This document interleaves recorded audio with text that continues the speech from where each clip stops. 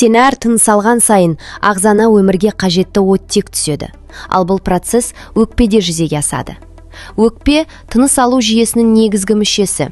Оның басты қызметі газ алмасу.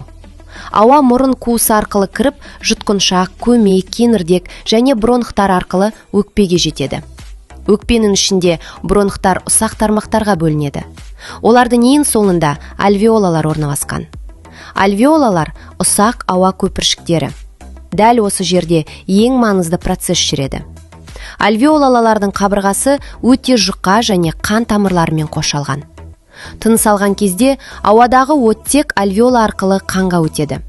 Ал қандағы көмір қышқыл газы керісінше өкпеге шығып, тыныс шығарғанда сыртқа шығарылады. Осылайша, ағзадағы барлық жасушалар оттекпен қамтамасыз етіледі. Адам өкпесінде шамамен 300 миллионға жуық альвеола бар.